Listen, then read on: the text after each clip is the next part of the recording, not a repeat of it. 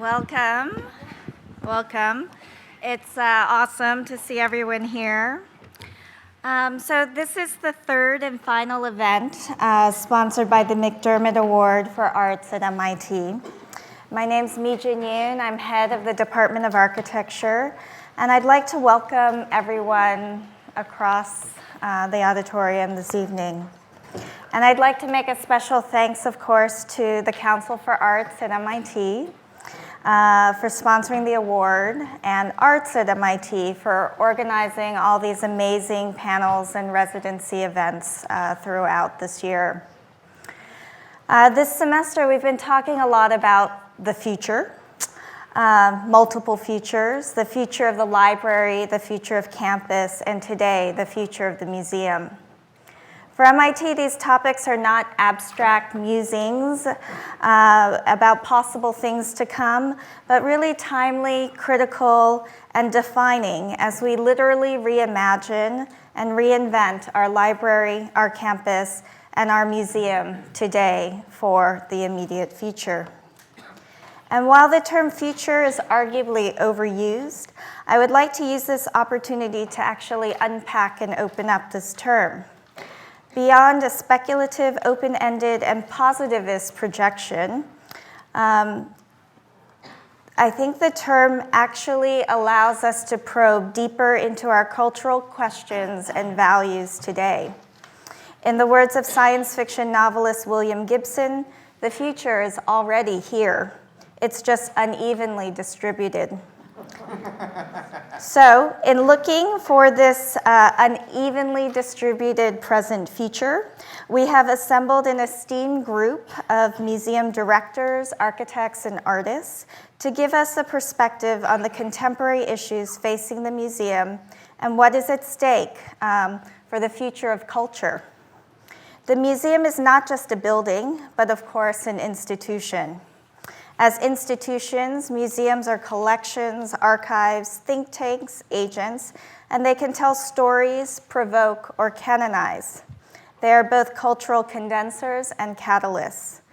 We know very well the recent museum boom. The Bilbao Effect launched an intense worldwide museum building campaign. And with museums as stand-ins or indicators of cultural maturity or arrival. How can they be not only indicators of cultural maturity, but actually catalysts for both cultural and social change, both inside and outside the museum walls? How can architecture play a role as a mediator between artists, institution, and public, between the institution and the city, and between the collections and its public? Amongst the speakers, there are a number of incredible projects completed or underway which speak to these questions and the limits and possibilities of futures as institutions that intersect and transform the way we operate and curate our world. So our speakers need no introduction, and so I have abbreviated their bios so that we can hear from them directly as soon as possible. Our first speaker will be David Adjaye. David Adjaye you know well. He's spoken to us many times throughout the semester. He's the recipient of the 2016 McDermott Award for Arts at MIT, and he's an internationally celebrated architect. He's recently completed works including libraries in Washington, D.C., the Skolkovo School of Management in Moscow, and the Museum of Contemporary Art in Denver. Adjaye Associates is currently working on projects in Rwanda, Ghana, India, London, Lebanon, and New York City. Yesterday, he and Zena Howard of Perkins & Will Freelon Group discussed their soon-to-open, eagerly anticipated Smithsonian National Museum of African American History and Culture with our students. The museum will open very soon, shortly this fall. And he has, in his last lecture, shared with us how architects play a role in storytelling and institution building.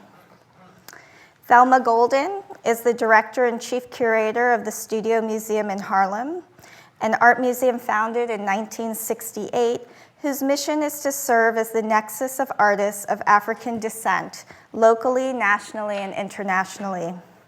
Under her leadership, the museum has gained increasing renown as a center for contemporary art, innovative education, and a site for diverse audiences.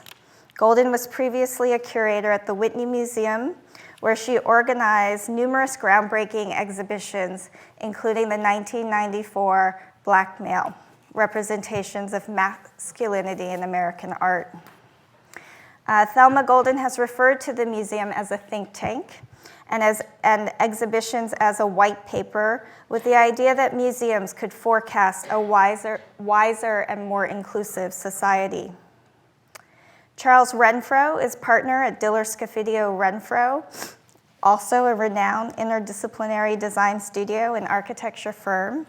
Diller Scofidio is the recipient of the 1999 McDermott Award here at MIT. Charles's early projects include the Institute of Contemporary Art here in Boston, the Blur Building in Switzerland, the Brown Creative Arts Center, and the Juilliard in New York. He's currently building major museums, libraries, and institutions in China, Russia, and Brazil. DSR's current proposal for the Culture Shed in New York demonstrates that architects can be proactive instigators, establishing program and institution building by rethinking relationships of organization and curatorial freedom. Jill Medvedow is the Ellen Matilda Poss Director of the Institute of Contemporary Art here in Boston since 1998. As director, she built the first new art museum in Boston in nearly a century. Under her direction, the ICA expanded its exhibitions and performance program. It became a collecting institution, and has become a national leader in arts education. The ICA's recent exhibit, Leap Before You Look, Black Mountain College, 1933 to 57, exemplifies the ICA's integration of exhibition, performance, and community engagement. Lorna Simpson is a well-known conceptual artist from Brooklyn, New York. She's known for her large-scale photography and text-based works, videos, and drawings that confront and challenge the conventional views of gender, identity, culture, history, and memory. Her work has been exhibited at the Museum of Modern Art, the Museum of Contemporary Art in Chicago, the Walker Arts Center in Minneapolis, as well as Documenta 11 and the 56th Venice Biennale. Last, I'm going to introduce Timothy Hyde, who is an associate professor of architecture history here at MIT. His research focuses on the intersection of architecture and politics, and he is the author of Constitutional Modernism, Architecture and Civil Society in Cuba, and is the chair of the Aggregate Architectural History Collaborative. So that is our esteemed panel, and I'd like to first welcome David up to share with us his thoughts.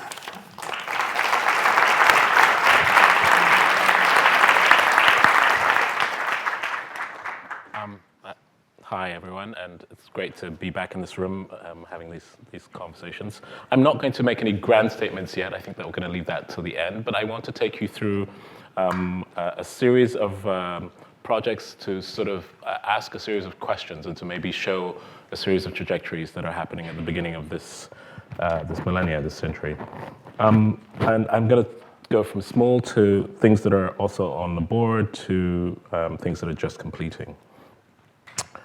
I want to start with this project, which is called Rivington Place. It's a project that was completed in 2007, and it's an important project for me because, in a way, it was about the sort of what I would call the guerrilla work of a profound sort of educator, intellectual teacher, author, Stuart Hall, who took it upon himself to really talk about the lack of scholarship and archive around the Black contribution to Europe and the influence of the Caribbean, etc., in the sort of arts discourse in Europe specifically, and really was a kind of a guerrilla operation for many decades before the Arts Council, a sort of body in the UK, finally recognized that this was an important institution that had created a new sort of body of work that needed its own institution, and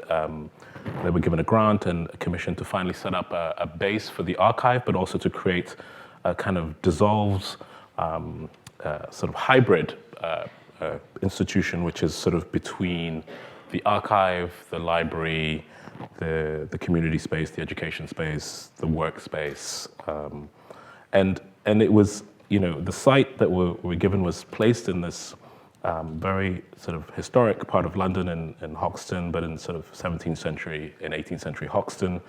And so this idea of a kind of a new body within this context was a fascinating proposition. Of course, I'm not talking about it as a lecture, but just to give you a clue, I think the section gives you the clue of the diversity of the types that I'm talking about.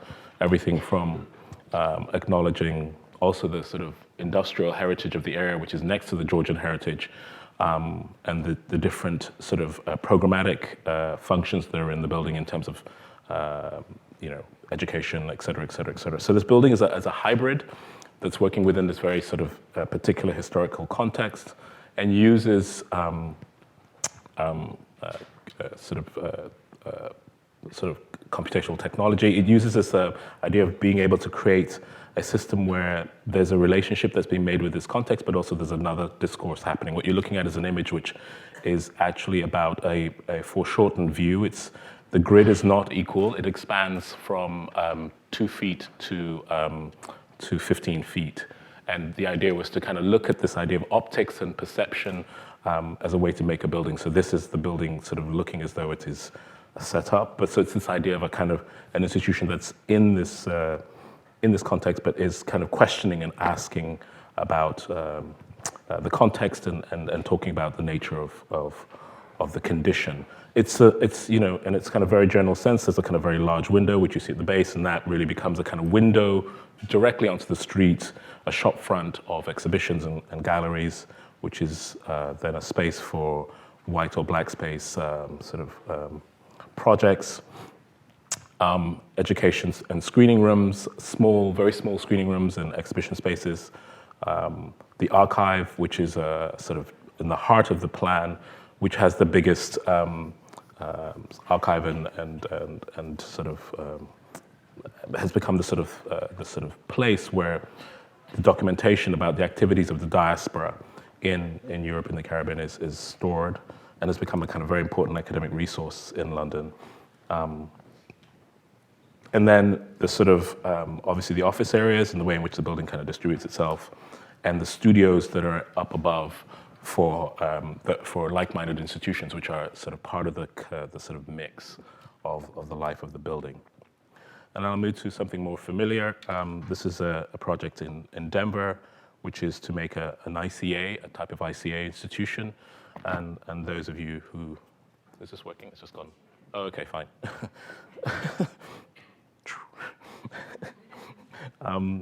So the ICA is a museum of contemporary art in Denver, and the thinking with the board and the director at the time, Sidney Payton, was to think about the notion of the contemporary art space not as a flexible sort of large container, but the exact opposite, to kind of return back to the practice of artists and to look at the scales of practice and production, and to see if that could be somehow sort of constructionally narrated into a scenario where instead of flexibility, you had a fixed set of proportions and geometries which would allow a diversity of practice, art practice, to kind of flourish within it without worrying about the reconfiguring. So the research was all about how to look at different art practices and different spaces that artists work in, from their apartments through to factories, through to, you know, sort of institutional spaces, and to configure a series of volumes that are stacked almost in a very classical way, with a cellar, a middle, and a top, to create a house that in its nature is a house which is in a way, distributed almost like a little mini art collage, art city collage. The building is basically it's in a downtown area, which is a very sort of was a very brick sort of dominated architecture, and the idea was it does two things. It was the first gold LEED building in this country for the arts, but it was also about making a diffuse building which created a neutral plane. And the reason was that, in a way, the downtown area was emerging as a new camp, a new sort of area that was to be rebuilt. And the building wanted to create a kind of restraint frame against the new sort of commercial and residential high sort of density, which has happened. And now it's happened. If you're in Denver, you can see it. And the building acts, when it was made, it was a kind of very sort of isolated element. And now, with the sort of context of the sort of hyper-commercial architecture, it becomes a kind of restraint and entropy within this condition. So the building is expressed, the sort of geometry and the volumes are expressed, and the qualities of light in Denver, that image at the front, Denver is about a mile high, is also enjoyed, so the kind of geography and the atmosphere and the kind of the environment of that place is enjoyed. And then you have different scales of spaces where windows bring in indirect light with different proportions, where skylights reflect light down into halo chambers, where you have relationships to the city that are curated to create sort of diaphanous spaces which are diffuse, where the chambers and the interstitial spaces create almost a kind of medieval compressed city for events looking through the entire section and program of the building, where you have education spaces which differentiate their quality and create destinations for the community, education spaces that are journeys at the top of the building, which also talk about the city, extraordinary gallery spaces that are 30 feet high that talk about the scale of sculpture and the condition of contemporary art in terms of scales, large and small forms, and then respite, the notion of just a place to kind of be in the city to enjoy one's location and one's place and to reflect.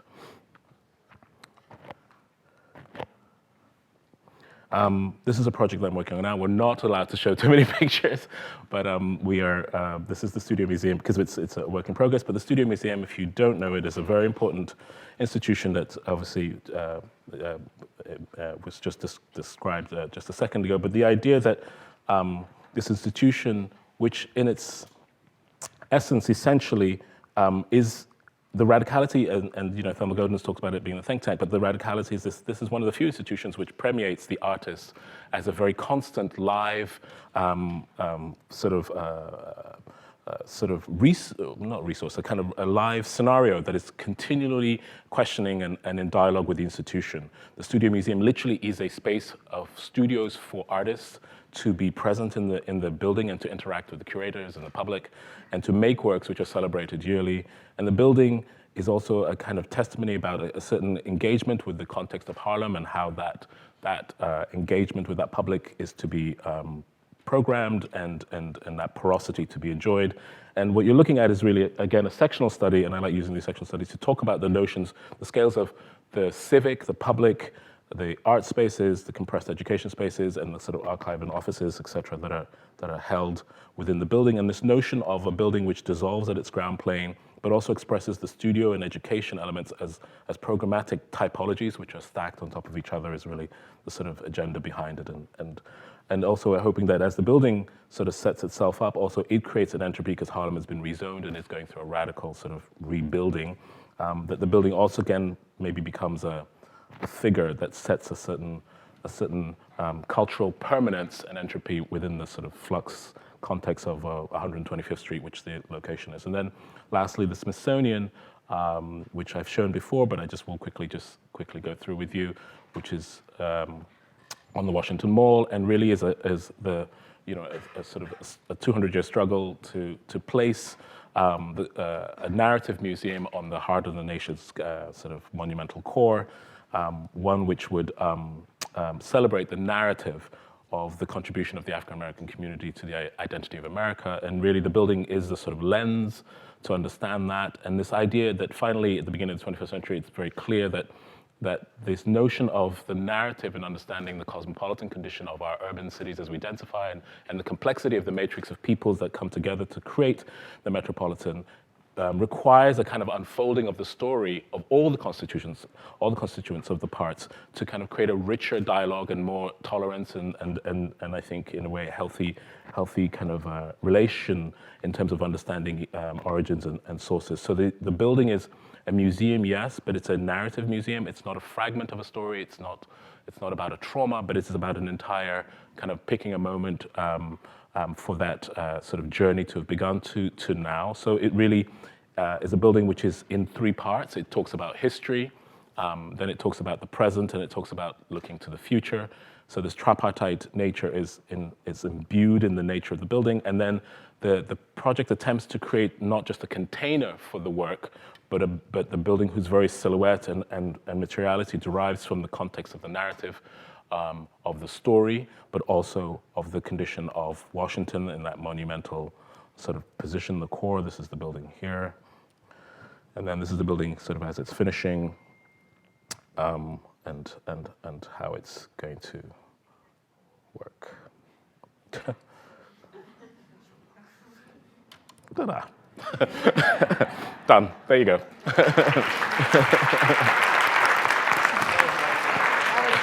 Thank you. Okay, good.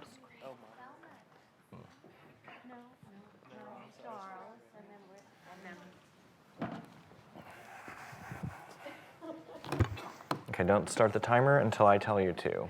I'm going to get through 20 slides first. I have 105 slides, so I'm going to do this quickly. I'm going to start my timer now. So what makes a museum? I thought we'd start with the questions because I've got 120 slides, and if I don't get to the pictures, at least you can have some things to think about. Objects, performance, events, restaurants, education. What makes a museum? Just think about it. What does a museum do? Oh, wait, there's a slide missing. Uh-oh. Okay, slide was missing. It was supposed to say, educate, enlighten, and entertain. That's what that was supposed to do. What makes a museum? Oh dear, my answers are not in here. What makes a museum? How does a museum survive? This is my time. Can I pause on because like the slides got screwed up. I didn't even check beforehand. Boards, the public, foundations, governments. I mean, look at those constituent groups. These are all stakeholders. However do we make a museum deal with that? Who decides content? Oh, this is good. They're straightening up. Directors, curators, board members, public. Everybody who puts money into a museum has a voice. How do we listen to and wrangle those voices together to make something meaningful? Who is a museum for? General public, scholars. Are museums really about archiving? Are they about collections? Are they about civicness? These are all questions that we started pondering when we were hired to do the ICA here in Boston. The ICA had been a roving institution housing buildings that were not made as a museum. When we were hired in 2001 to make, we thought, well, what does a museum building mean? What's the dichotomy? What's the duality? And here you have the Bilbao effect that I'm sure we're going to talk about a lot tonight. Or do you need something that's a neutral box like the Goetz collection by Herzog de Meuron? And we decidedly, along with our client who we worked very, very closely with, said, no, we're not in that discourse. We're squarely outside. But one thing we felt certain about is that the site, that beautiful site on the waterfront, was nothing but a hindrance. For many, many ways, many, many reasons. For one thing, you couldn't get to it. It's in a sea of parking lots. For another thing, it's gorgeous. So how does a museum, which is all about contemplation, about looking, about engagement, how does a museum take its site or take the distractions and turn them into something positive? So our museum is a machine built to look. And it does so by taking the site and abstracting it. I'm sure many of you have been there. It does a lot of these things. It blurs it, it pixelates it, it edits it down, though not as much as we had originally planned. Anyway, so museums are about contemplation often. The other thing that we feel very strongly about is that museums are civic in nature, and that's something that they've become more recently. And with the ICA, we were determined to grow the museum out of the seeds of the site. The seeds of the site are a harbor walk that was mandated by the city of Boston, made of wood. That harbor walk was first brought into the building and then brought up into the building in the form of a theater and a ceiling over a public space, which formed a kind of civic base to a more contemplative top, housing the art gallery, built on a single floor and reaching all the way to the water, which required that we change Boston's newly instituted zoning plan, which said that you could not be 25 feet within 25 feet of the water. Here's what it looks like. I hope you've been down there. The reason that we were able to convince the city of Boston to let us build onto the water's edges is because we gave back a donation to the city of Boston in the form of an outdoor room, which has now become one of Boston's most celebrated outdoor spaces, a space of extended programming that the ICA has taken command of, particularly in the warm months, and it's become a much loved and very important civic space in Boston, and also a demonstration project about how to take the resources of your community in and turn them into something more than what they simply are. We're very proud of the way that this building set an example for other projects in Boston to actively engage the waterfront. It's a very, very simple building built on a very simple diagram of that very harbor walk coming around and forming a loop over a theater. So this is actually the extension of the harbor walk, the theater. And it was built with 2 glass walls, and those walls are about bridging between the inside and the outside, of course, but also about taking the site and having the site become a protagonist in the presentation of the works, whether they're visual art or performing art. Many of the performers in the theater have left the blinds open, though you can, in fact, dark it down, and audiences have gathered on the harbor walk for free performance. The building was done very inexpensively, not cheaply, but inexpensively. And the theater of attending the museum was considered in many ways. And one way was, how do you get people up to the top of a building when all the gallery is on the top floor? Well, you do it by making a piece of spectacle that, in a way, is an artwork in itself, and it's an elevator that's glass and can hold 70 people. It's a kind of scanner in itself. It also controls the views to and from, well, actually from the museum out through back of house spaces, through a coat check room, through the mediatheque to the water, to the distracting view.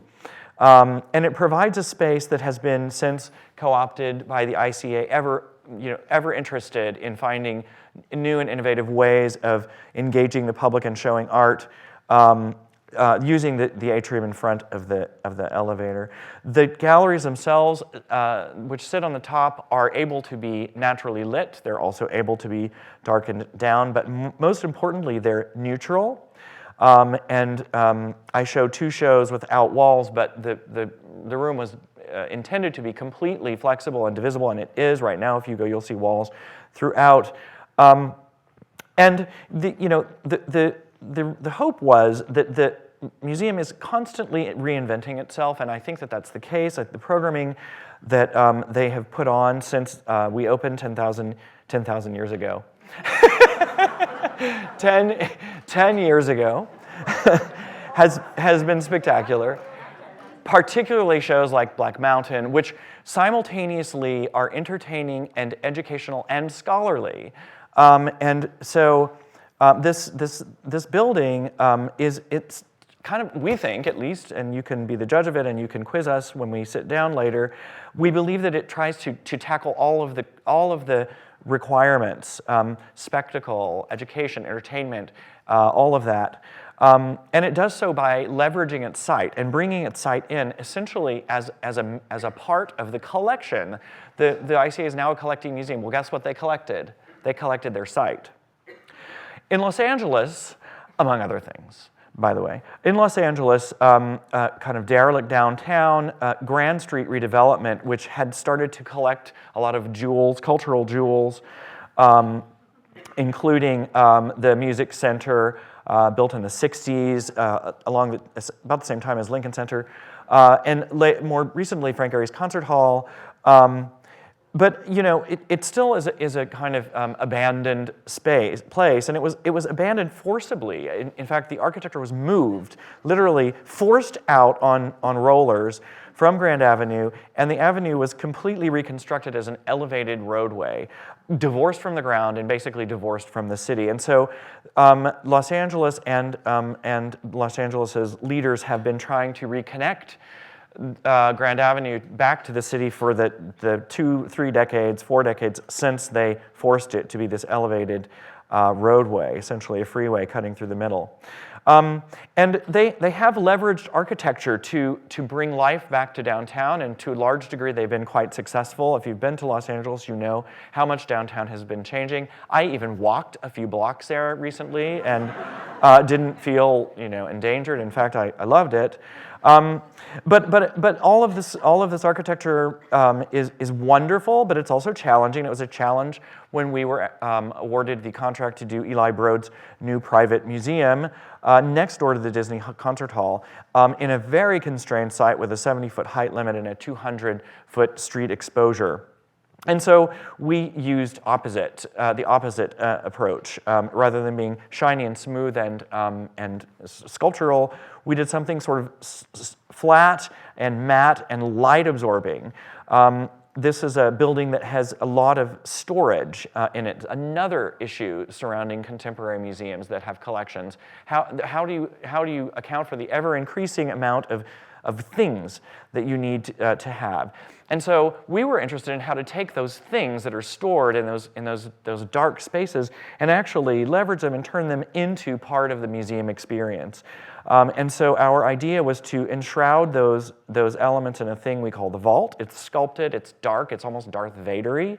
And then pierce it, there's a lot of piercing in our projects, pierce it with an escalator right through the vault that delivers you to a gallery floor that's taking the light, the beautiful Los Angeles light, through a veil.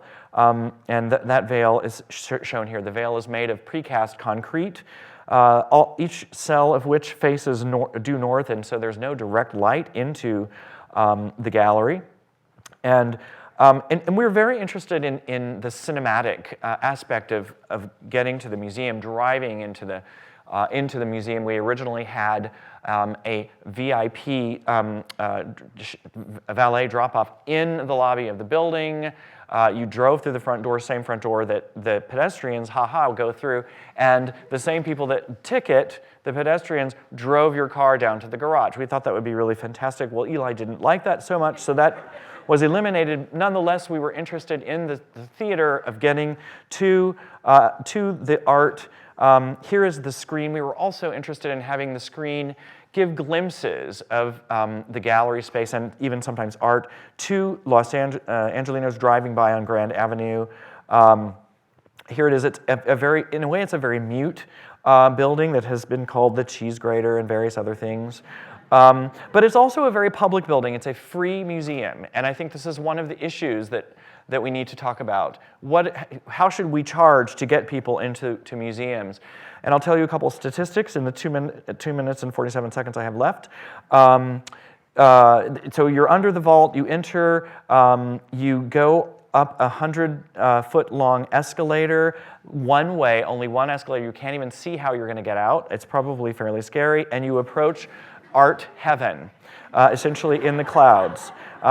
We made, very much like the ICA and sort of riffing on some of the work we did here in Boston, a top-lit room with a partitioning system that can be brought in, and this 30,000 square foot space can be broken down in many, many ways. This is a part of the first show that you've seen, or you may not have, but hopefully you will get out there. And you can see that parts of the gallery are actually glassed in. You can see that glass in the very front. And and at that moment, you can also go to the edge of the gallery and see these fleeting glimpses of the city pass by on Grand Avenue below. When you finally decide you want to leave, you can find a stair down. You can also take this escalator, or elevator, glass elevator that pierce, both of these elements pierce the vault. That's the elevator, and then here's the stair. And as you wind down a circuitous stair, there are several moments where you can glimpse into the storage facility. And here's the reciprocal view, sort of exchanging your front of house spectatorship to a kind of a back of house sort of connoisseur. You see what's going on. And in fact, there are thousands and thousands of works that are there. And they pull the racks out to show them at different works at different times.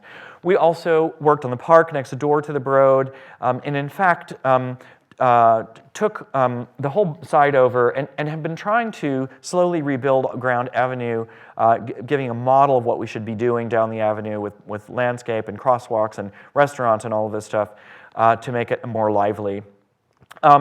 So you may have heard that since it opened, the Broad has received 600,000 visitors. It's a free museum. The lines go around the block. 60% of the people claim to be non-white. The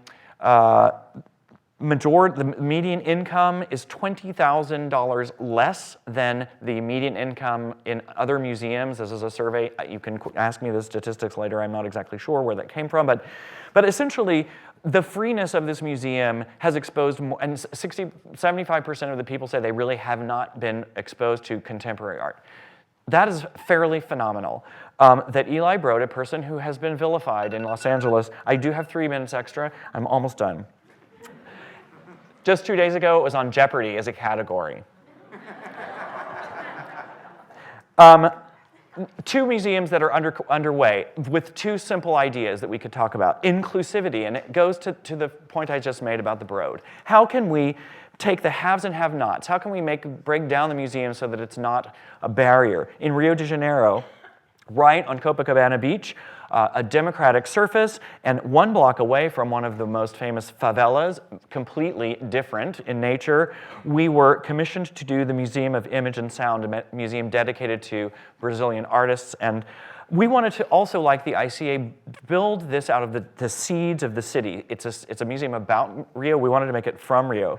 We happened to be on this beautiful sidewalk by Burle Marx, and so we basically pulled the museum out of that sidewalk. And that's what it looks like. The most important thing about this is we made it so that you could walk up the building all the way to a roof, free of charge, without a ticket, and give. This is the inside of the museum. It's an interpretive museum and a fine art museum, both at the same time. That's another thing we want to think about. I know David's been doing a lot of interpretive museums, so have we. And the top is a rooftop cinema, restaurant, and park. It's a green space. No one can get to a rooftop on Copacabana Beach unless you're a hotel guest or a member of a private club. So this is about democracy.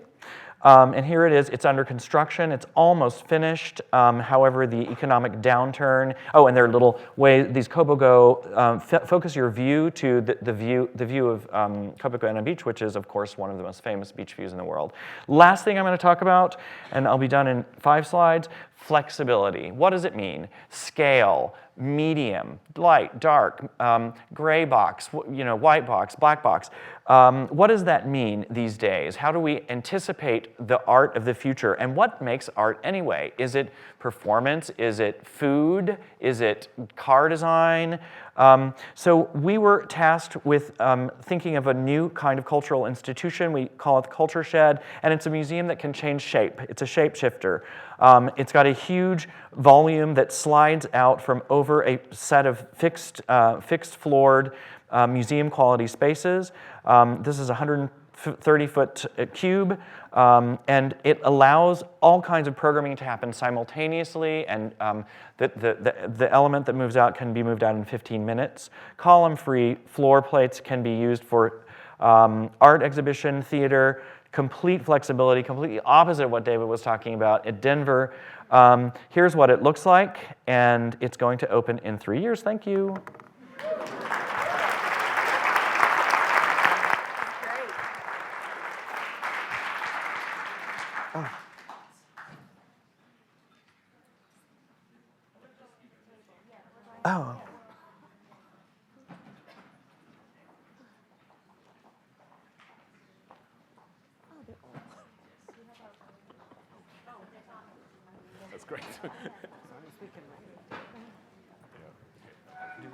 Do we wear these?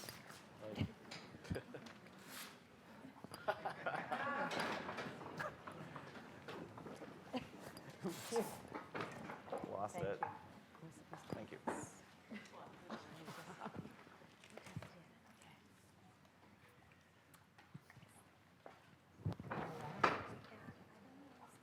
Well, we decided to change it up a little because the three women thought that instead of standing up individually with our responses to the presentations we had not yet seen, we would, in fact, open up a conversation, as we are wont to do. That's right. And respond conversationally. That's right. So we unanimously made that decision. We did. There we go. And here we are. And here we are.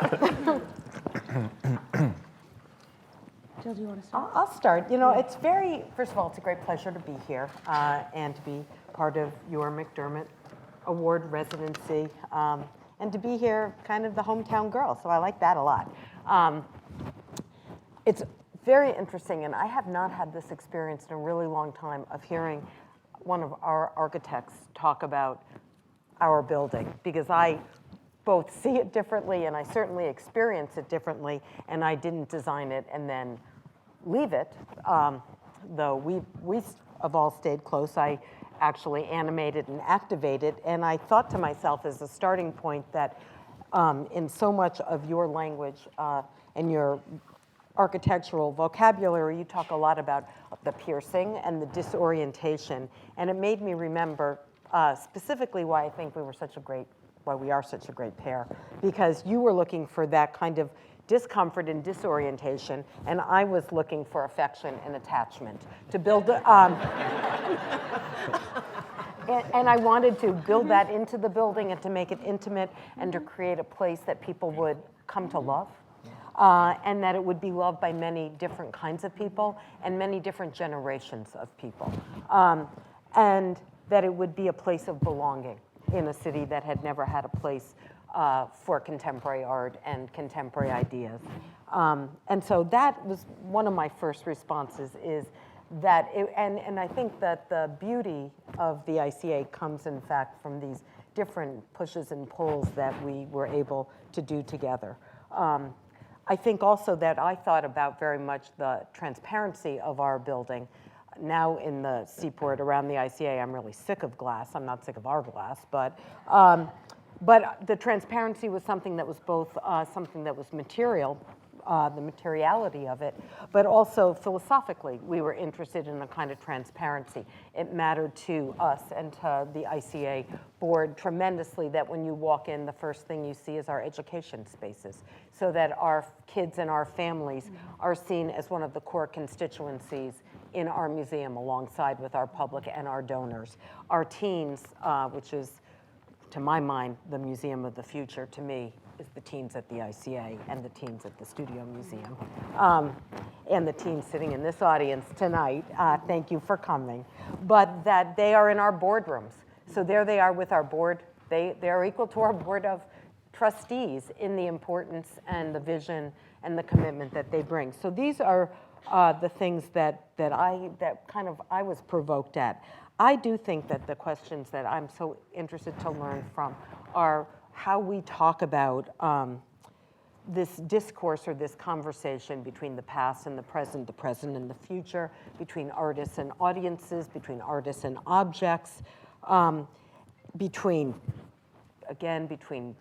middle-aged people like myself and young people, between scholars and students. And I keep seeing it as setting up a possibility of a discourse. I know I bristle when we talk about, as all the architects do, the wall wants to move. You had a wall that wanted to move, or a facade, and you have many walls that want to move. But I was like, well, what do we want, right?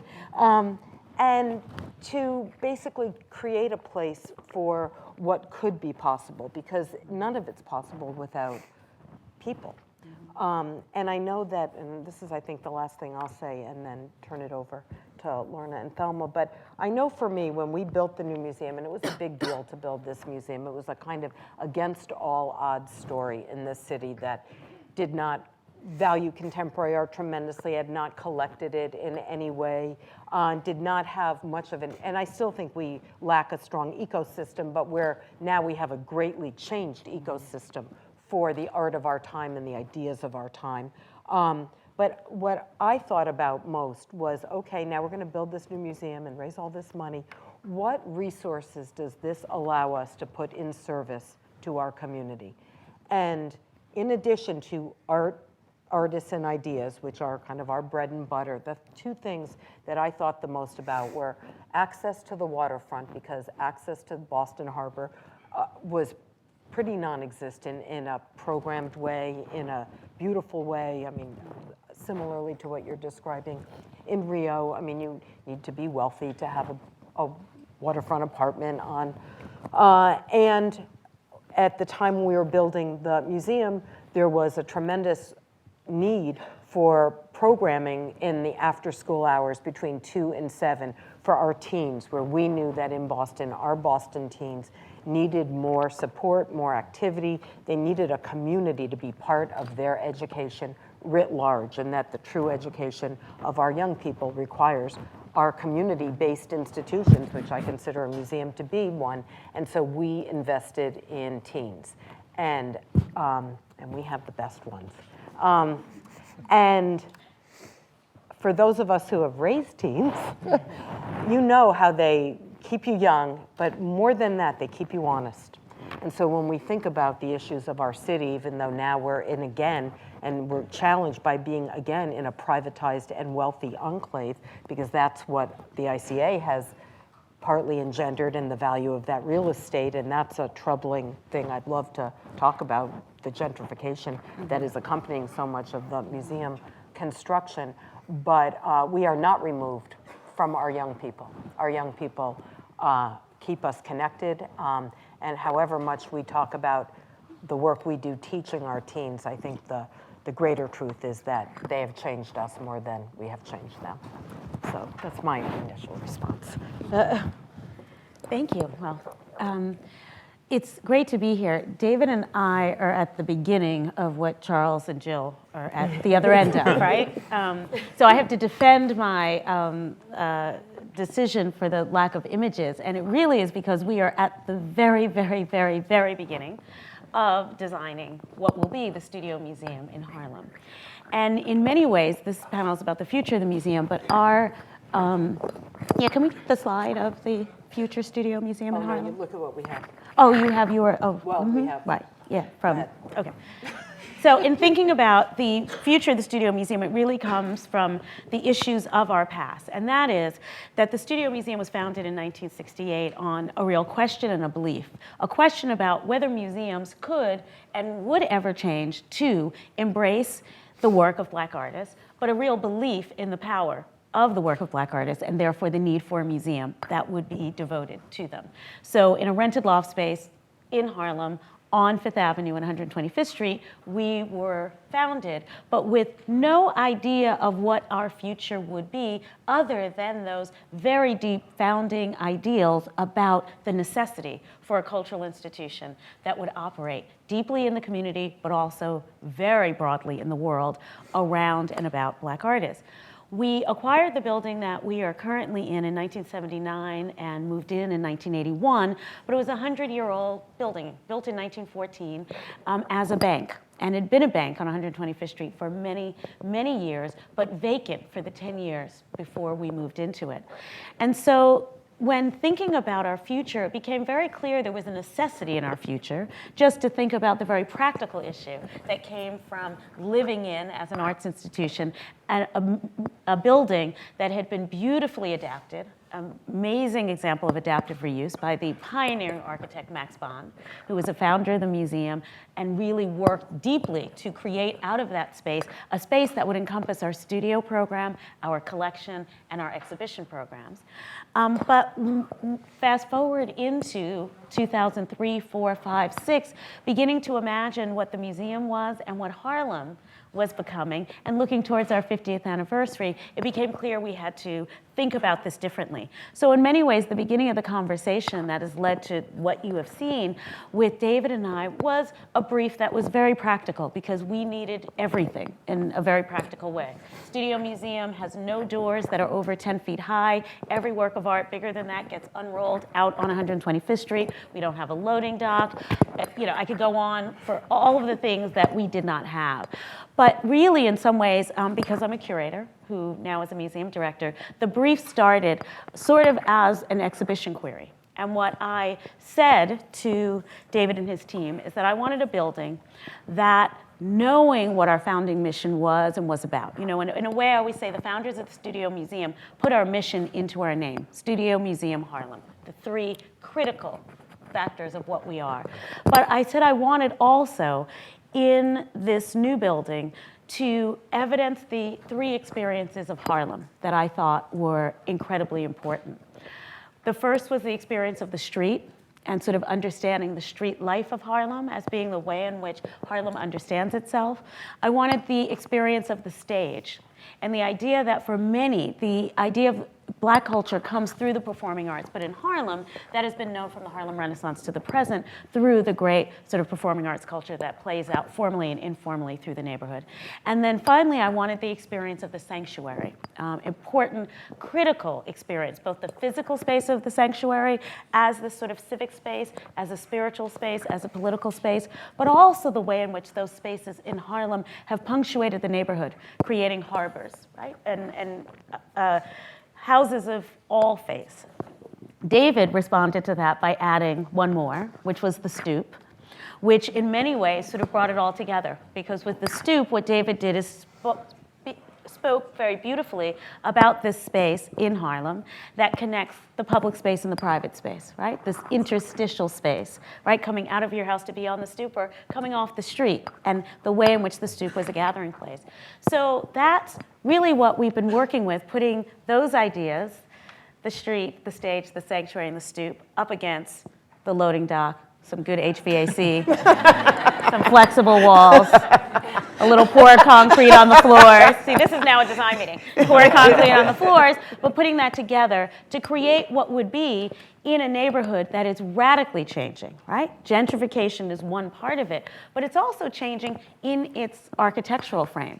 So what David, he spoke about this beautifully and has so much, sort of puncturing what is becoming the sort of commercial architecture of the neighborhood of 125th Street with what will be this building, this cultural anchor, one block west of the Apollo, kind of sitting, as we think, looking across at each other, really evidencing for the neighborhood, the immediate community, the idea of what it means to have a cultural anchor in the neighborhood. So we are in schematic design and thinking about making all of these things real. Are you laughing? No, we're like, Reminiscing. we're there. We're reminiscing. nostalgic. Yeah, well, we're nostalgic for something, but it's not. Yeah, it's not schematic design at this point. We need a loading dock too now. Yeah. So, but we are, in this process. But what I'll say about the process is it's been made amazing for us as an institution because David has responded so profoundly and so powerfully, not just to our needs, but to our aspirations. And that's what has made it, even in this beginning moment, such an amazing process where we can see what the Studio Museum will be, which in so many ways is what our founders imagined in 1968. Like they really saw that possibility, and David has made it manifest in this design. So I come to this as the artist, someone who is offered to have exhibitions or to speak in museums, engage the collection, do part of the educational programs of different institutions. And I would say kind of over the course of my career, that's kind of varied, even in terms of the reception of my work and giving. I've had lectures maybe in the 80s where there were bomb threats for just, having an artist who's doing a certain kind of work lecture at a hall and kind of having to talk to security about how I proceed. So my experience kind of goes in terms of exhibiting in the United States quite broadly. But what I've come to kind of it's not so much about the buildings. I mean, yes, we can kind of all point to Bilbao and the Guggenheim as this kind of franchise, that kind of just gets put out through different governments and built in any kind of fashion that becomes necessary. But I think the commitment, kind of, if you speak of the United States, and as some of the projects in Rivington Place that David talks about in terms of mandate of knowing where you are and kind of your relationship to a community and having a mandate and how that gets served. And so, yes, I think over the past, I've been doing art for a while, but I would say in my career in the past 20 years, I've seen a lot of kind of commitment really to like how does a museum shift, change, expand, and still have the money to do programming, to still engage its community. And community really meaning young people, families, people who may not be able to afford. How do you get them into the building? How do you broaden the kind of economic and racial and ethnic scope of who your audience is or who you think your audience could be and how that should shift and change and broaden? On the other side, which doesn't in terms of the art world, and only maybe in this past year or so, getting a little bit more discussed, is inside the museum. So as an artist, again, my experience in terms of curatorial staff, educational staff, the development department, if I as an artist walk into any of these rooms that are behind the scenes, many of the times everyone is white. And not all the time, and not in all institutions, but in many major institutions throughout the country. So, while we have this idea of place and where we are and how we're serving this other community that's outside or needs to be brought in, the mirror also has to be kind of turned around to the interior of construction of who is working in the museum and at what level and how diverse and broad and kind of rich is that experience. And not to say that, kind of the diversity of one's staff kind of points to expertise, because the relationship to what people do and what their focus is does not necessarily have to do with their ethnicity, but kind of this broad sense of why does it always end up so homogeneously, right? And kind of the stakes for keeping it homogeneously is a big question to me. So while there are all these different kind of programs, and to be honest, in watching Thelma at the Studio Museum and the kind of mandate of the Studio Museum, which has been amazing in watching not only development of the career of artists and their work through the studio program, but also developing the careers of young curators, where they get the opportunity straight out of graduate school to act as curators who get immediately hired away by other large institutions. But that's also part of the point. But it seems like no one else can kind of find a way to find those graduate students who are working, and that there is a broad collection of people. So in that way, that's my kind of other hope for the future, that in terms of not only the way that the mandate of the museum, in terms of how they're built and how they want to outreach, but also their inclusiveness inside as well. Thank you. Thank you all very much for the responses, comments, speculations. We'll have many threads to pull, I think, at this point in terms of conversation, and so we'll just try to proceed with discussion, leaving a little bit of time at the end for some questions from the audience as well. And what I like to do, I think, just to prompt some initial elaborations from each of you, is to ask you to develop a bit the issue of audience that has come up in the different presentations, but I want to frame that in a particular way to try to associate it with certain terms that I've heard you using respectively. So I'd like to frame the question of audience around the need for the museum, or the desire for the museum, to calibrate wonder and familiarity. And I think wonder is a word I'd put forward to, well, in part because it's the source of the museum, the Cabinet of Wonders, right, from centuries ago, and from these initial moments of seeing the museum as a place apart, a place of seeing the unknown, seeing the unimaginable, and so forth. And that it has continued as a sort of space of wonder, though we now might use other words like spectacle, which has come up. And then on the other side of this, the other term, familiarity, I put forward because I think we also have a sense that over the past century or so, two things have happened with regard to the museum, one of which is simply that museums have become more familiar spaces, and such that we can now have international art tourism, that we know the kind of behaviors of movement in a museum as a sort of expectation. That's one side of it, but I think more importantly, you, so in several different points, you've raised the need for the museum to be a space of familiarity for its local audience, a space that kind of solicits the engagement of its community, be a space of belonging. And I put forward these two terms because it seems to me that they're not immediately reconcilable. To produce wonder, to produce the sense of a place apart and a specialness, seems in some ways to work against the desire to produce a space that is recognizable, a space that an audience will recognize that it has an entitlement to, that it belongs there, that it's allowed to enter into, and that it can participate in as a part of its, as part of local community or as part of a specific constituency group. So I put forward those two terms. I think they attach to terms that you've used, and so I won't force them on you as a vocabulary, but I'm wondering how you, both in terms of architecture, in terms of curation, but also in terms of our practice, where there is similarly a desire to produce wonder, but at the same time to cultivate a kind of audience's sense of expectation and familiarity. How do you think about the calibration of those two dimensions in the museum? I think that's the perfect question to start the conversation, because in a way, I think that there is the paradox about the discourse of what the museum is and the role of the museum.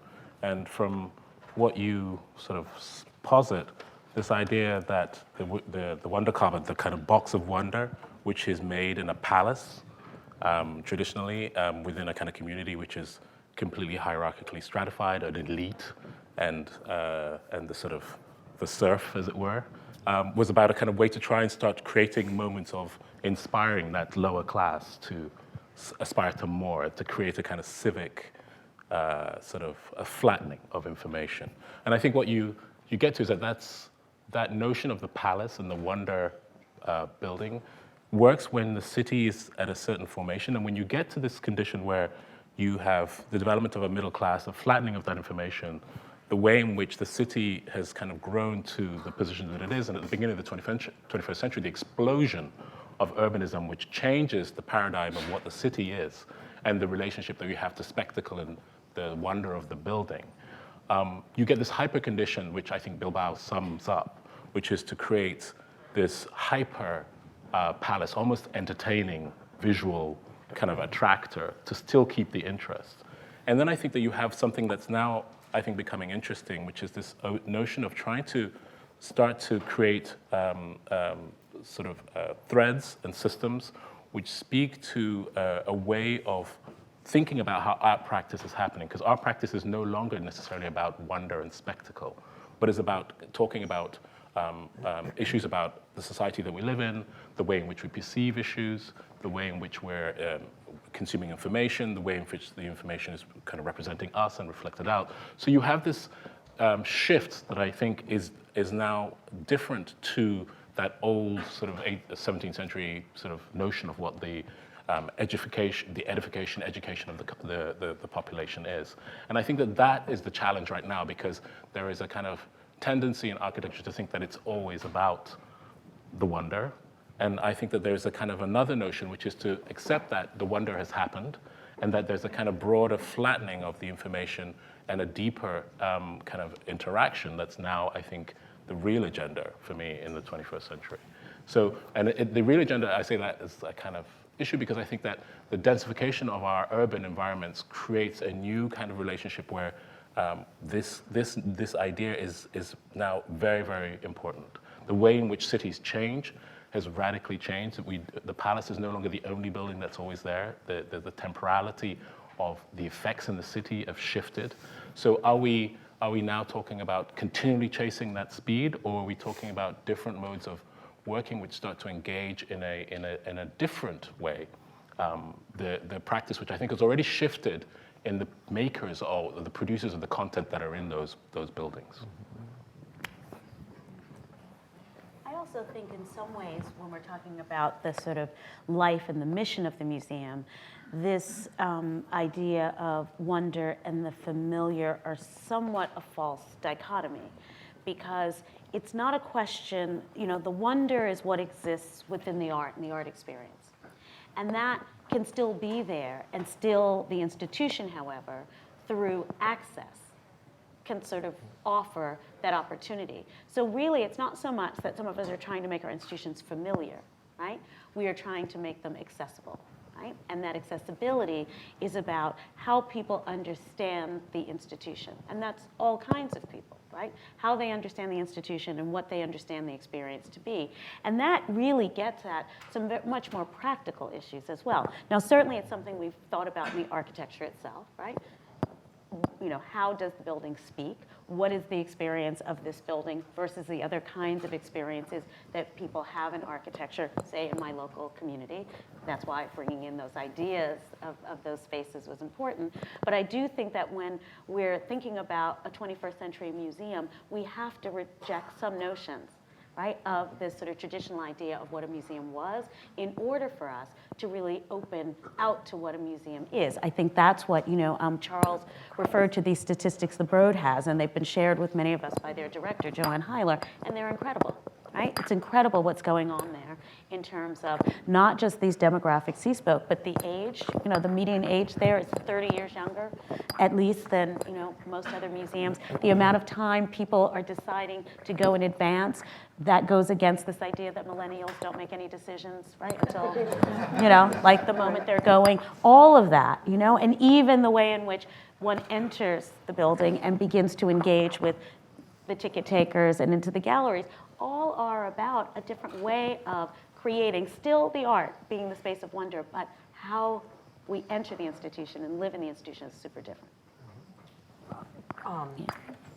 Thelma, you and I were at a conference in Yes. LA where we heard a lecture, and we heard about the great artist Anna Devere Smith using the term radical welcome, Right. which comes from the church movement, to talk about what cultural organizations need Right. to do to change this actually approach, and to what does it mean to embody that architecturally, programmatically, experientially.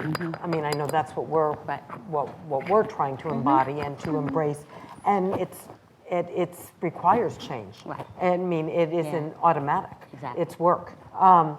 But I think that, the one thing that I might challenge though is I don't think most people are familiar with the museum experience. I challenge that. I think most people are not familiar with the museum Right, yeah. experience. And I think actually a lot of our work is about breaking down that across class and race and geography, and reminding ourselves that we have, there's a really big world out there that we're just scratching the surface at, and we've got lots and lots of work to do in the future.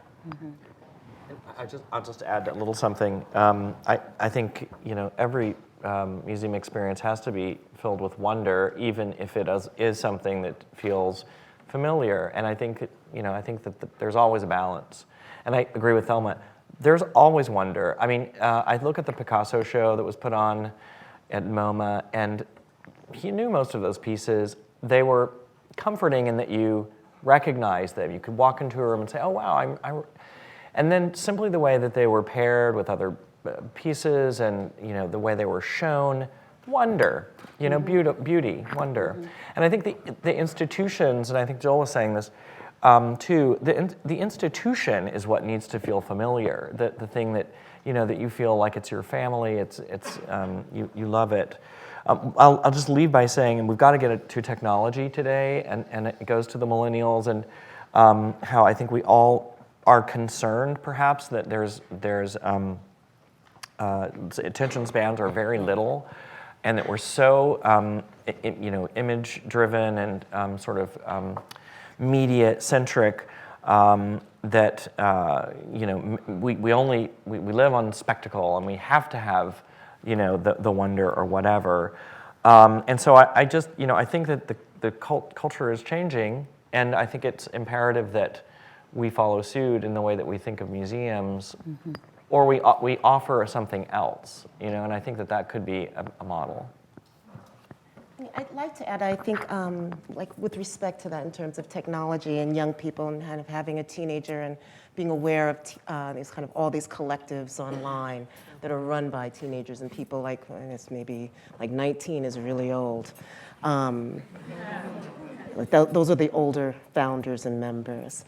But that their engagement of museums are all online.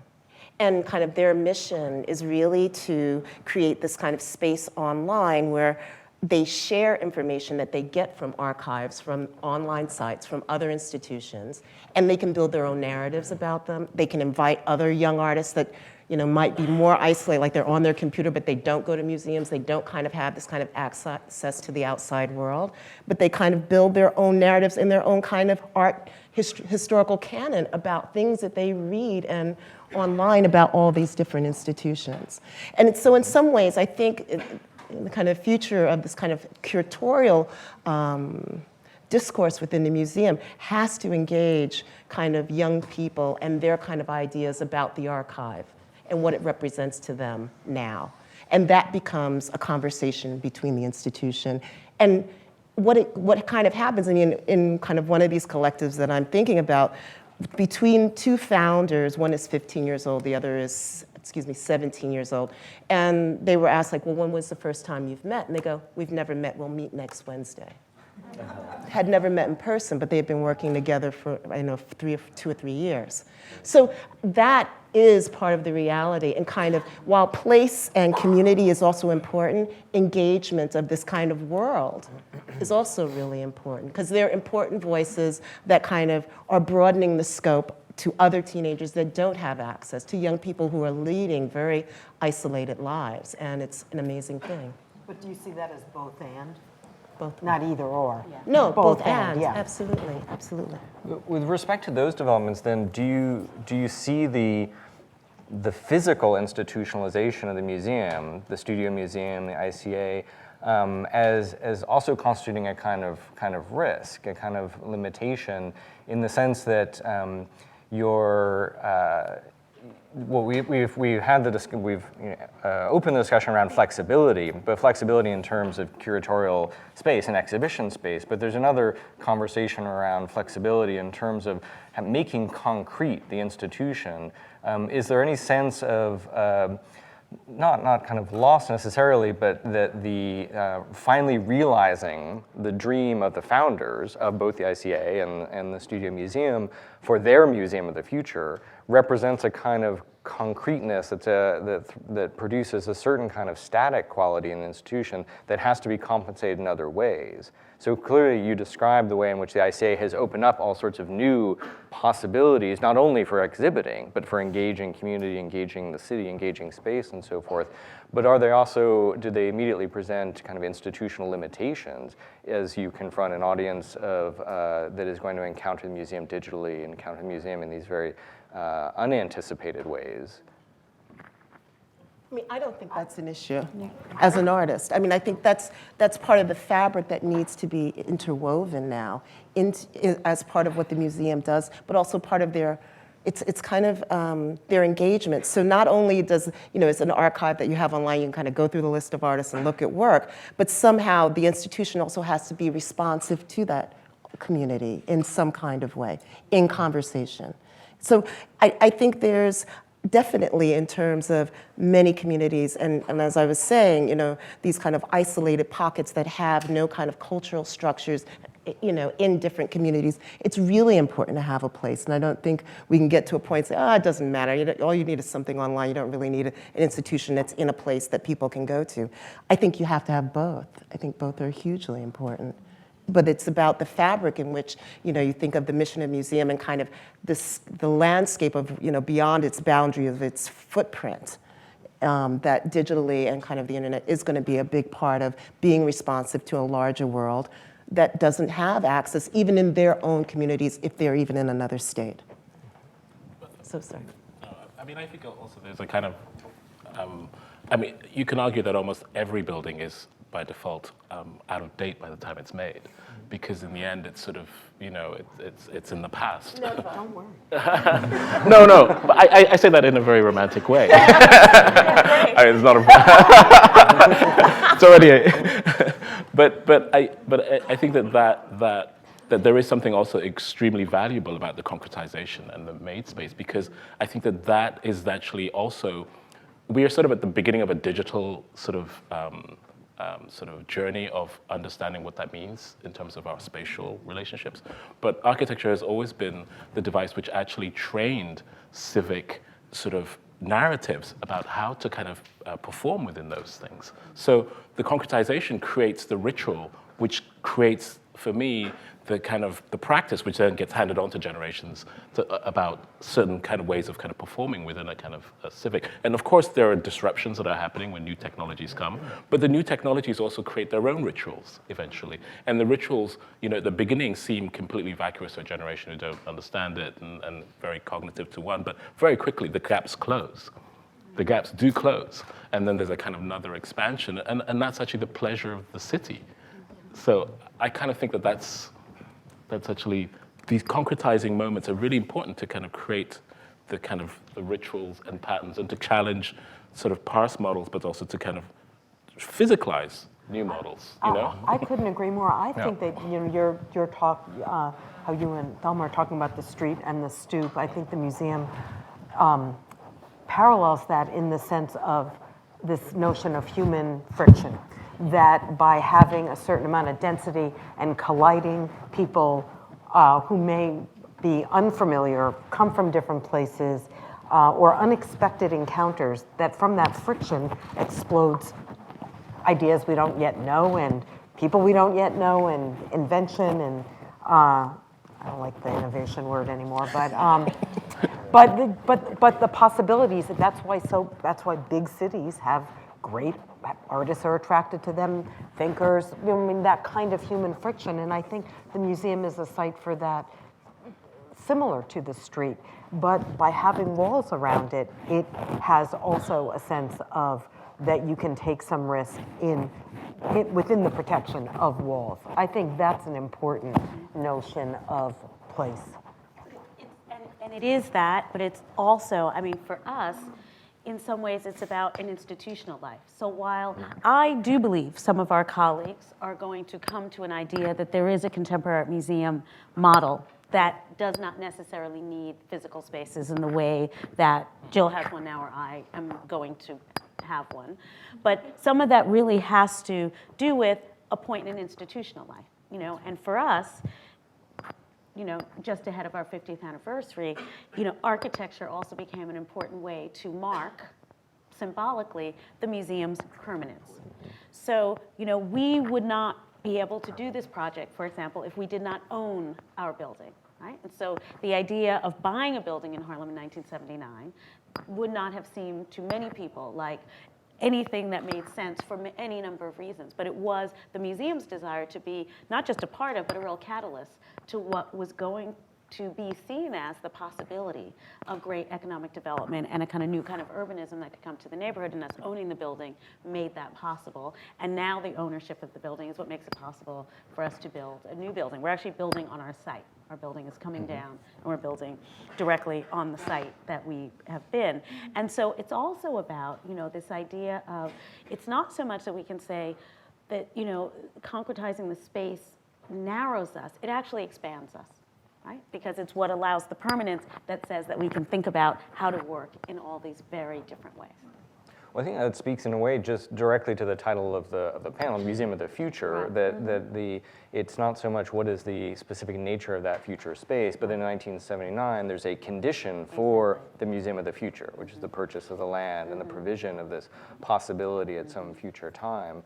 So then what are thoughts on the Museum of the Future in those terms? So not the kind of predictive, what will it look like, but what are the conditions of possibility that are really required for institutions to think about now? Is there a question of scale? It's notable, I think, that all of the examples we're seeing are institutions at a very particular size, a very particular scale that actually kind of, in a way, maps onto the scale of a community as opposed to the metropolitan or something. These much larger institutions that have a different kind of unwieldiness in relationship to their putative constituencies, but not just scale, but other thoughts. What are the conditions of possibility that need to be considered for the Museum of the Future?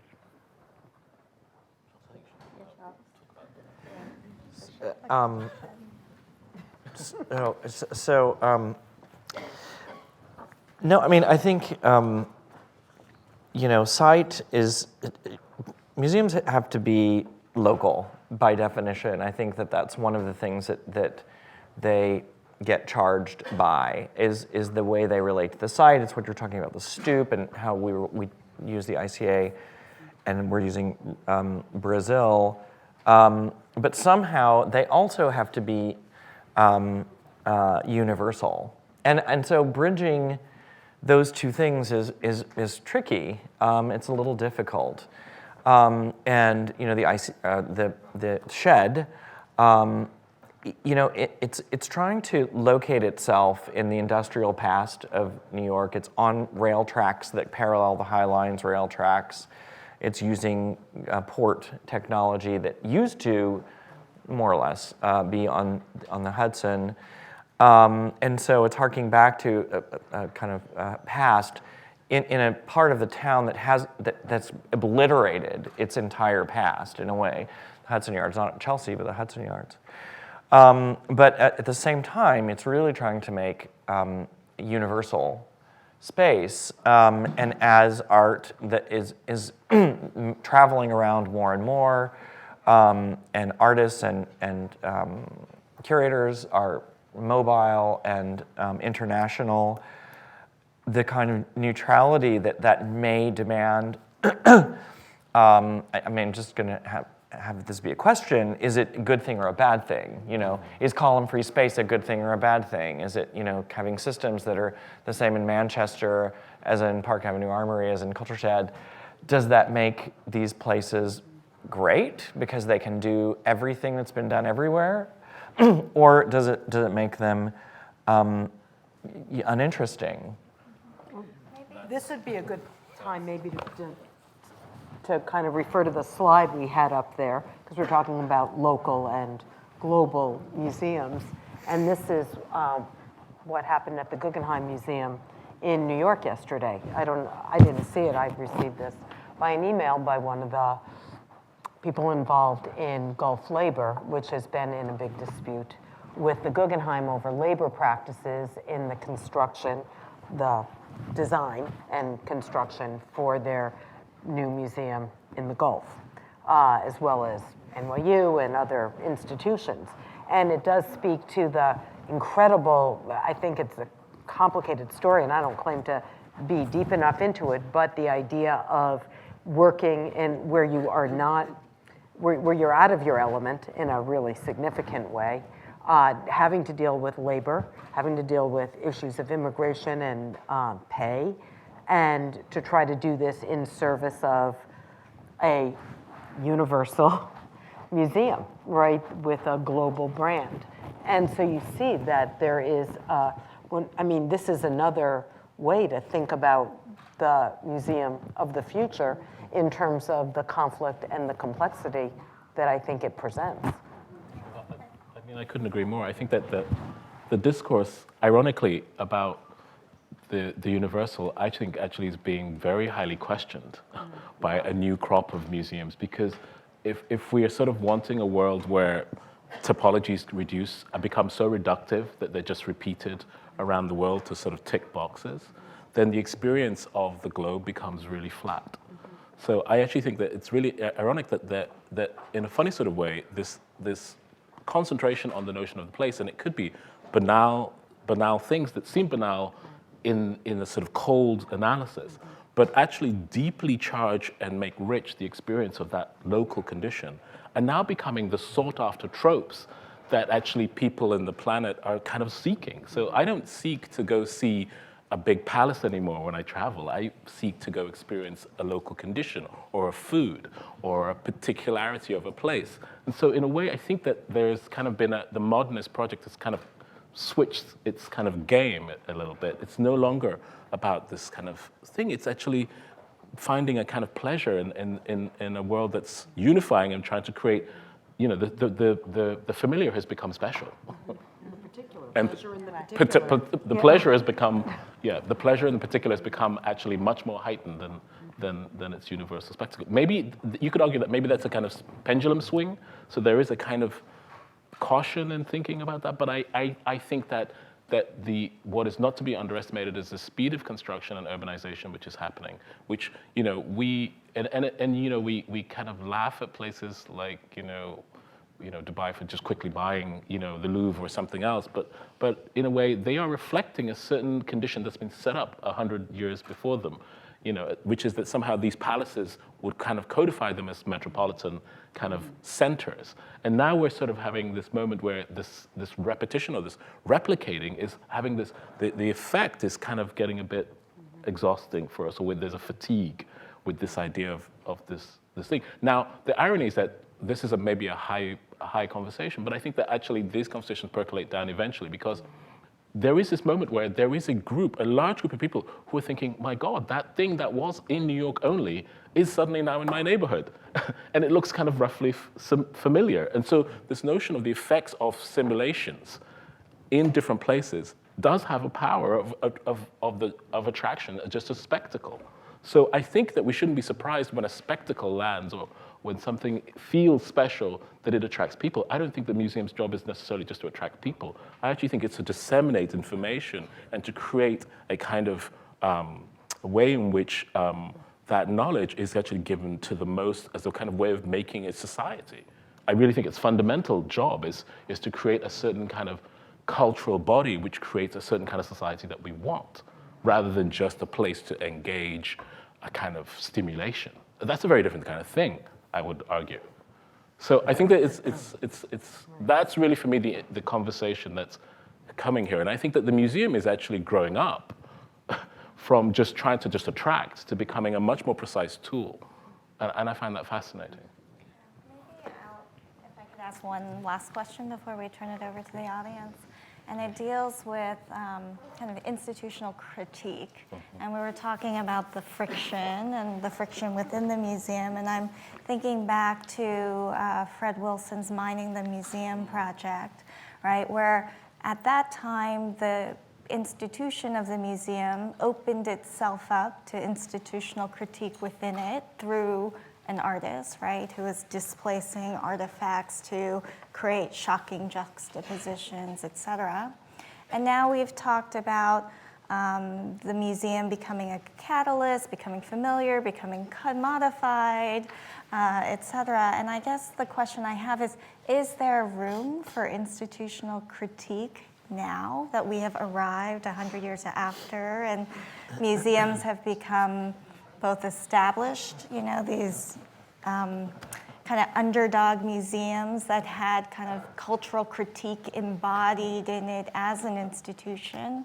And now, what are those opportunities for institutional critique? The idea that we would be institutionalized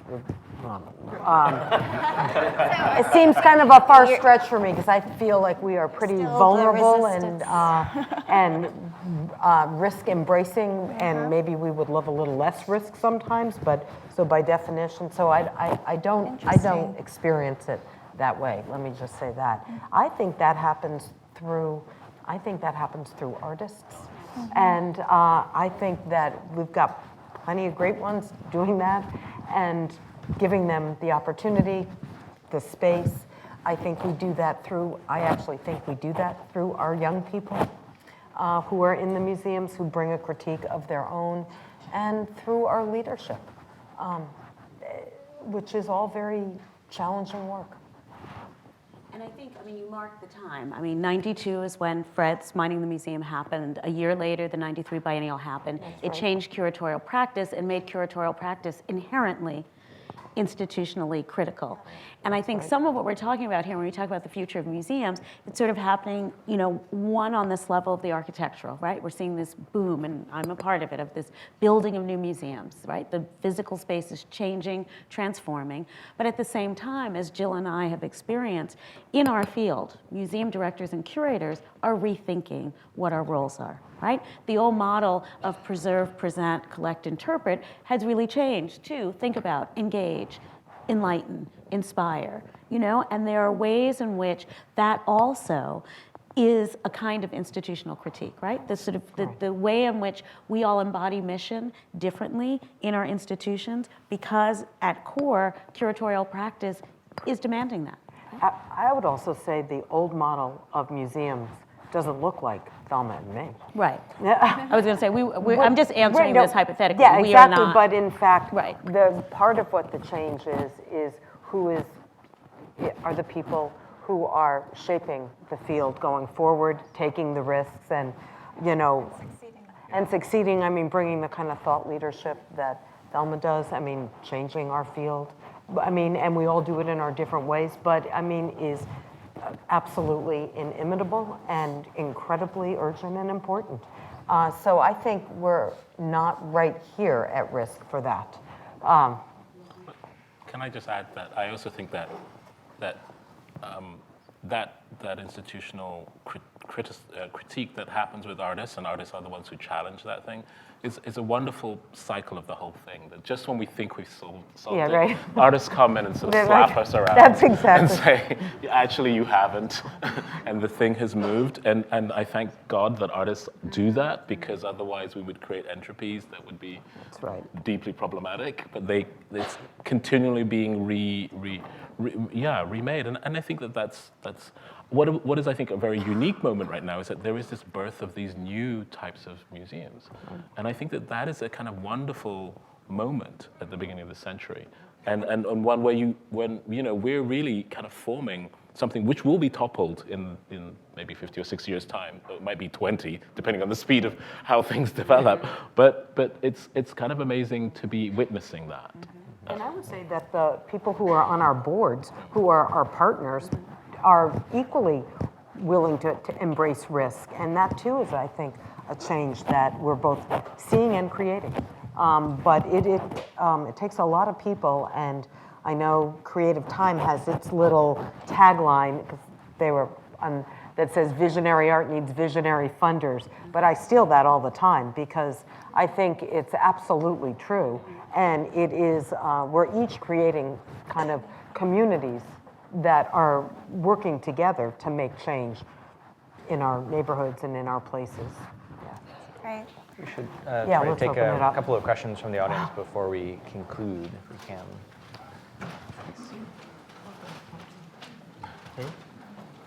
Ticket price is a huge barrier to accessibility. In what way can low or cheap tickets be designed into the museum of the future? Yeah, I mean, I think the future for most of us is an example that, it's why we're all looking at the Broad, is being free. But that takes a very visionary funding structure. It takes, an important kind of endowment structure. But I think, again, in the shift in the way in which we think of ourselves, right?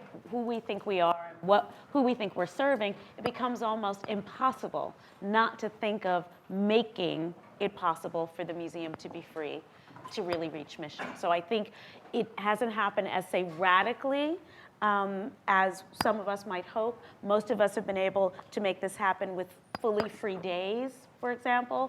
The idea there is start with one day and you'll get to 7 at some point. But it is a place at which you are exactly right. That is sort of one of the number one ways in which we can create accessibility. And we know it works because when we see it in action is when we see audiences that are broad and diverse and are also engaged, right? Because of the sense of welcome that comes because they had access. I'd just like to add, museums have to operate with balanced budgets, and so while admission is actually a very small percentage of what runs museums or what gives them money, you have to replace it with something. And I think one of the kind of nasty facts about museums these days is they get rented, the buildings get rented out. There's strange affiliations that happen between corporations and museums, and they may not all be perfect, but they're necessary. And so I think we actually have to deal with that. And that's a way, and sort of dealing with that is something that would allow museums to be more accessible to a larger percentage of the population. Try to take a second question for you. Hi, I have a question about the idea of knowledge. So going to a museum is always entertaining and nice, but about 10 years ago, when you go to a museum, you would have a certain amount of knowledge, like learning how to see the art pieces. So you would have some kind of knowledge before you go to the museum. But these days, when you have, for example, 30 minutes to the Louvre, what you would do is go in, rush into the Mona Lisa, take a selfie, a lot of millennials would do, and go back out. And my question is, as the generations change, amount of knowledge they will have before entering the museum will be different. So how the Museum of Future should address that, possibly with technology or with any other means?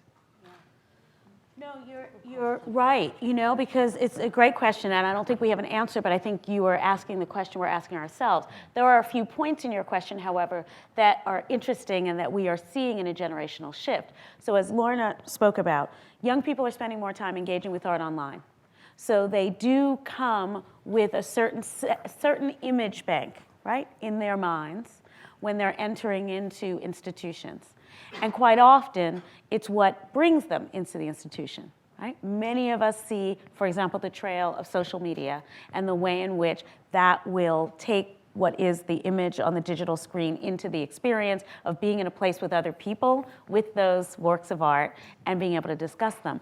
What I don't think we've figured out is how that becomes a kind of seamless process, right? Between that digital experience and the one in the museum, and how we might shift the experience of the museum to really galvanize in a better way the ability to allow people all the information they want so that they can gain more knowledge as they're engaging with those works of art. But we're all experimenting kind of wildly with some of this in the hope that we're getting somewhere in a change in the way in which this all will work. Do we have time for one more? One more Okay. question. I'm very fascinated in listening to the different talks about how a number of people talked about the museum as a space of performance. And in terms of performance, for me, and theater, there are different types of theaters. There's the theater of the castle, which has the king's perspective or the royal perspective that allows for the ideal view from only one place in the assemblage, versus the view of collectivity that we have in the Greek theater, where the audience itself, the assemblage of people, is actually the show.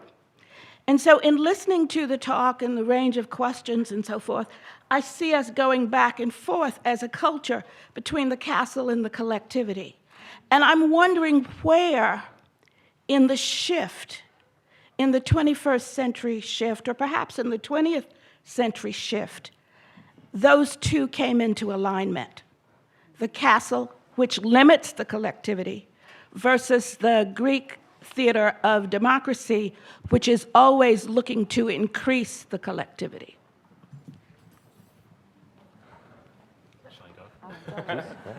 This one seems, It's a kind of. bring us home.